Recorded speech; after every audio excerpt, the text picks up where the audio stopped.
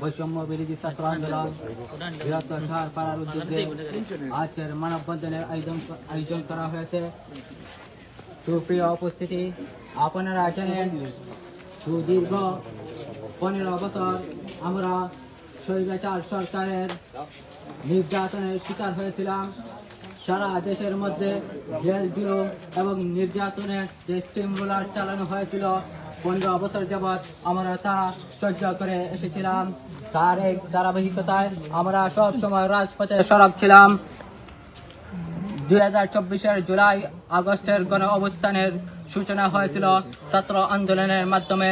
সেই ছাত্র আন্দোলনে দেশের সমস্ত ছাত্র জনতা এবং অভিভাবক এবং দেশের সমস্ত তৌহিদি জনতা মাঠে নেমেছিল। তার কৃতিত্বের মাধ্যমে 5 আগস্ট আমরা জুলাই বিপ্লবের সেই শরৎ পান করেছিলাম। জুলাই বিপ্লব অর্জন হয়েছিল। আমরা দেশকে আবারও 1971 সালের মতো স্বাধীন করেছিলাম। সেই স্বাধীনের মাধ্যমে আমরা একটি শান্তি এবং বৈষম্যহীন রাষ্ট্র হিসেবে বাংলাদেশকে গঠন করেছিলাম। সেই অনুযায়ী আমরা 2024-এর 5 আগস্টের সেই বিজয়ের পর আমরা সারা দেশের কর্মসূচি অনুযায়ী আমাদের শাহপাড়া বাজারের দেয়ালে টেলিগ্রাফি করেছিলাম, দেয়ালে রাইটিং করেছিলাম। সেখানে বিভিন্ন দেশাত্মবোধক বাণী ছিল, বিভিন্ন ইসলামিক বাণী ছিল। একটি বাণী ছিল আমাদের জাতির পিতা হচ্ছেন হযরত ইব্রাহিম আলাইহিস সালাম। সেই বাণীর উপরে জাতির পিতা জয় বাংলা, জয় বঙ্গবন্ধু লেখা হয়েছে এবং আমাদের নবী মুহাম্মদ রাসূলুল্লাহ সাল্লাল্লাহু আলাইহি সাল্লামের নামের উপর জয় বাংলা লেখা হয়েছে এবং বিভিন্ন ইসলামিক বাণীর উপর জয় বাংলা লেখা হয়েছে। আপনারা জানেন এটা কত বড় জঘন্য কাজ করা হয়েছে। এক তো এটা দেশ বিরোধী কাজ, আর 2 নম্বর তো এটা ইসলামের উপর আঘাত হানা হয়েছে।